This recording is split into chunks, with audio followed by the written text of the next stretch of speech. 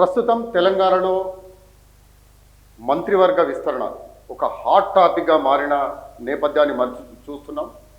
అందులో మరి ఎవరిని తొలగిస్తారు, ఎవరిని చేరుస్తారు, ఎవరికి బెర్త్ అవకాశాలున్నాయి అనేది, అసలు మంత్రివర్గ విస్తరణ ఉంటుందా లేదా అనేది కూడా ఒక చర్చ అయితే రాజకీయ వర్గాల్లో చర్చ నడుస్తున్నది.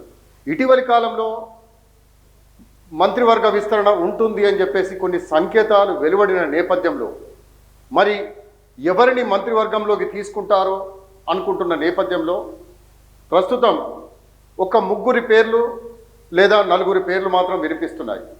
అయితే ఇప్పటికే 2 నుంచి 3 వరకు మాత్రమే మంత్రి పదవులు ఖాళీగా ఉండగా వాటిని భర్తీ చేయడంతో పాటు ఉన్న మంత్రివర్గంలో ప్రస్తుతం ముగ్గురిని తొలగిస్తారా, ఇద్దరిని తొలగిస్తారా అనే చర్చ కూడా కొనసాగుతున్నది. మరి వారి స్థానాల్లో ఎవరిని తీసుకోబోతున్నారు, అసలు ఏం జరగబోతుంది? ప్రస్తుతం 5 రాష్ట్రాల ఎన్నికల ఫలితాల తర్వాత తెలంగాణపై కాంగ్రెస్ అధిష్టానం దృష్టి పెట్టనుందా? మంత్రివర్గ పునర్వ్యవస్థీకరణతో పాటు మంత్రుల శాఖల్లోనూ భారీగా మార్పులు చోటు చేసుకోనున్నాయా? కొత్త వారికి చోటు దక్కే అవకాశం ఉందా? నిజంగా ఈ ప్రశ్నలకు అవును అనే అంటున్నాయి కాంగ్రెస్ అధిష్టాన వర్గాలు. ఆ వర్గాల సమాచారం ప్రకారం రాష్ట్ర క్యాబినెట్లో ప్రభుత్వ పార్టీ పదవుల్లోనూ భారీ ప్రక్షాళన చోటు చేసుకునే అవకాశాలు కనిపిస్తున్నాయని తెలుస్తోంది. రాష్ట్రంలో రేవంత్ రెడ్డి ప్రభుత్వం ఏర్పడి 2.5 ఏళ్లు పూర్తయిన సందర్భంగా ఈ క్రమంలో ఎన్నికలు 5 రాష్ట్రాల్లో ఎన్నికలు వచ్చిన పరిస్థితి మనకు తెలిసిందే. అయితే తెలంగాణ రాష్ట్రంలో ఎన్ని పథకాలు అమలు చేస్తున్నా ప్రస్తుతం మూసి ఆధునీకరణ, మెట్రో విస్తరణ తదితర అభివృద్ధి ప్రాజెక్టులను పట్టాలపైకి ఎక్కించాలని ప్రభుత్వం భావిస్తున్నా, వీటికి తోడు సంక్షేమ కార్యక్రమాలపైన దృష్టి పెట్టిన రాబోయే ఎన్నికల నాటికి తమ ప్రభుత్వ ప్రోగ్రెస్ రిపోర్టును ఉంచాలని కాంగ్రెస్ పార్టీ భావిస్తోంది. అయితే గత బీఆర్ఎస్ 10 ఏళ్ల పాలనకు తమ 5 ఏళ్ల పాలనకు మధ్య ఉన్న వ్యత్యాసాన్ని ప్రజల ముందు చర్చకు పెట్టాలని ఆలోచిస్తున్న తరుణం. అయితే అభివృద్ధి సంక్షేమ కార్యక్రమాలను దూకుడుగా ముందుకు తీసుకెళ్లే విషయంలో క్యాబినెట్ పాత్ర కీలకమే. మరి దీనికి తోడు అసెంబ్లీ ఎన్నికలకు ఇక 2.5 ఏళ్ల సమయం ఉంది. పోలింగ్కు ఏడాది ముందే ఎన్నికల వాతావరణం వచ్చేస్తుంది. ఇది అందరికీ తెలిసిన నగ్న సత్యం. అంటే గట్టిగా పనిచేయడానికి ఉన్నది కేవలం 7.5 సమయం మాత్రమే. ఈ నేపథ్యంలో క్యాబినెట్లో భారీ ప్రక్షాళనకు పూనుకోనున్న అధిష్టానం ఎన్నికల టీంను ఏర్పాటు చేయనున్నట్లు చెప్తున్నారు. మరి ప్రస్తుతం ఈ ఎన్నికల టీంను ఏర్పాటు చేసే క్రమంలో మరి మంత్రివర్గ విస్తరణ జరగబోతుంది కాబట్టి ఈ మంత్రివర్గ విస్తరణకు సంబంధించి ఇప్పటికే మంత్రివర్గంలో ఎవరెవరు తన ప్రోగ్రెస్ను నిలబెట్టుకున్నారు లేదా కాంగ్రెస్ పార్టీని కాపాడేందుకు ఏ విధమైన ప్రయత్నాలు చేశారు అనే రిపోర్టును ఇప్పటికే అధిష్టానం తీసుకున్నట్టుగా తెలుస్తున్నది. దాంతోపాటు మంత్రులే కాదు, ఎమ్మెల్సీలు, ఎమ్మెల్యేలు వాళ్ళ ప్రోగ్రెస్ రిపోర్ట్ ఇప్పటికే ఏఐసిసి అధిష్టానానికి అందినట్లుగా తెలుస్తున్నది.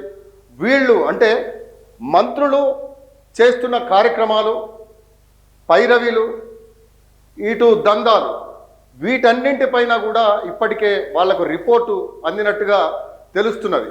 అయితే ఈ నేపథ్యంలో మరి ఎవరెవరిని తీసేస్తారు, ఎవరెవరిని ఇందులో మంత్రివర్గంలో తీసుకుంటారు అనేది ఒక చర్చ మరో వైపు కొనసాగుతుండగానే ఇటీవలి కాలంలో మంత్రిగా ప్రమాణ స్వీకారం చేసిన అజారుద్దీన్ సమయం కూడా 20 రోజులు మాత్రమే ఉంది.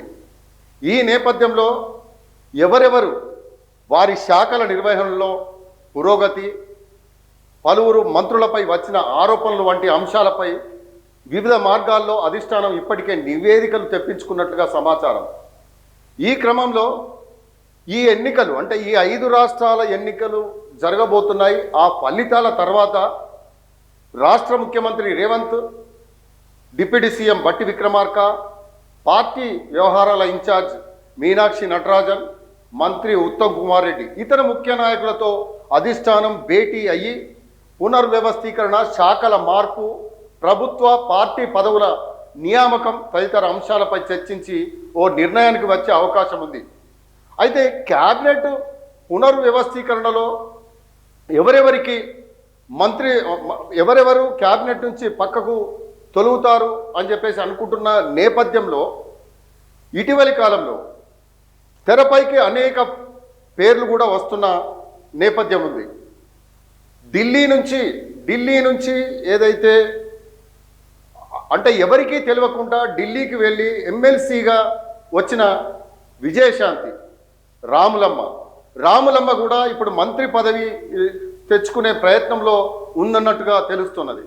మరి రాములమ్మ విజయశాంతి కనుక మంత్రి పదవి కనుక ఢిల్లీ నుంచి అధిష్టానం మంత్రిగా అధిష్టానం జారీ చేస్తే మరి మంత్రివర్గం నుంచి ఎవరిని పక్కన పెడతారు అని చెప్పేసి ఒక ప్రశ్న వస్తున్న నేపథ్యంలో మరి ఎవరిని పక్కన పెడతారు అనంటే దేవాదాయ శాఖ మంత్రి కొండా సురేఖను పక్కన పెట్టేసి ఆ స్థానంలో విజయశాంతిని పెడతారు అని చెప్పేసి ఒక ప్రచారం కొనసాగుతున్నది. ఈ ప్రచారం కొనసాగుతున్న నేపథ్యంలో మరి ఇంకెవరెవరిని భర్తీ చేస్తారు, ఎవరెవరిని తీసేస్తారు అని చెప్పేసి అనుకుంటున్న పరిస్థితులలో అటు అయితే పిసిసి ప్రెసిడెంట్గా ఉన్న మహేష్ కుమార్ గౌడ్ను మంత్రివర్గంలోకి తీసుకుంటారని చెప్పేసి కూడా ప్రచారం కొనసాగుతున్నది. మహేష్ కుమార్ గౌడ్ను మంత్రివర్గంలోకి తీసుకోవడమే కాకుండా డిప్యూటీ సీఎం పదవిని ఇస్తారని చెప్పేసి ఒక ప్రచారం కొనసాగుతున్నది.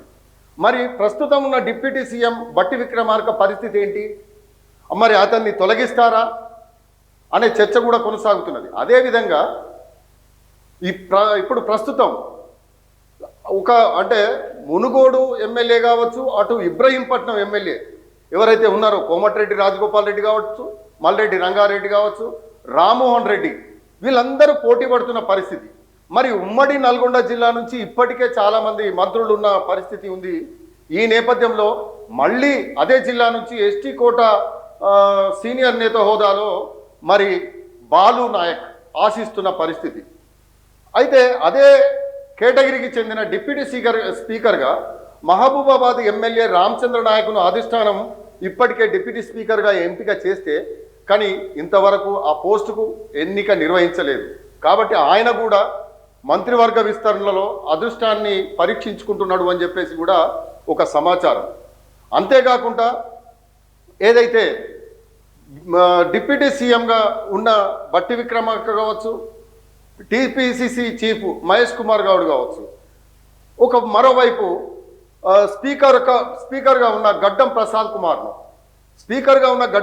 కుమార్ను కూడా మంత్రివర్గంలోకి తీసుకుంటారని ఒక ప్రచారం కొనసాగుతున్నది. అంటే ఇటు బట్టి విక్రమార్కను గడ్డం ప్రసాద్ కుమార్ను బేరీ చేసుకుంటే మరి స్పీకర్గా బట్టి విక్రమార్కను చేస్తారనే ప్రచారం కొనసాగుతున్నది. మంత్రివర్గంలోకి గడ్డం ప్రసాద్ కుమార్ను తీసుకునే అవకాశాలు ఉన్నాయి. మరి టీపీసీసీ చీఫ్ మహేష్ కుమార్ గౌడ్ను కనుక డిప్యూటీ సీఎం ఇచ్చి మంత్రివర్గంలోకి తీసుకుంటే మరి మంత్రిగా ఉన్న పొన్నం ప్రభాకర్ను మంత్రివర్గం నుంచి తీసేసి పార్టీ బాధ్యతలు అంటే టీపీసీసీ చీఫ్ బాధ్యతలు అప్పగిస్తారు అని చెప్పేసి కూడా ప్రచారం కొనసాగుతున్నది. సో ఇవన్నీ జరుగుతున్న నేపథ్యంలో ఈ పరిణామాల నేపథ్యంలో తెలంగాణ మంత్రిమండలి విస్తరణ మాత్రం ఖచ్చితంగా జరగబోతుంది.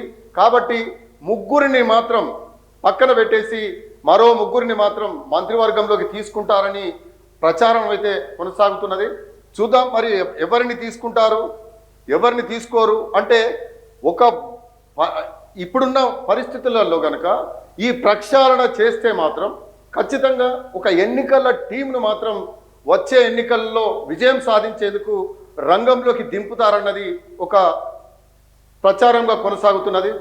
చూద్దాం రేవంత్ రెడ్డి టీంను మరి ఏ విధంగా అంటే ప్రతి సభలో కూడా రేవంత్ రెడ్డి మళ్ళీ మేమే అధికారంలోకి వస్తాం, ప్రజాపాలనే అధికారంలోకి వస్తుంది అని చెప్పేసి చెబుతున్న సందర్భంలో తాను ఎన్నుకునే ఎన్నికల టీం ఏ విధంగా ఉండబోతుంది, మార్పులు చేర్పులు జరిగితే గనక రేపు కాంగ్రెస్ పార్టీలో ఎలాంటి సంక్షోభం నెలకొంటుంది అనేది కూడా మనం వేచి చూద్దాం. అంతవరకు సెలవు.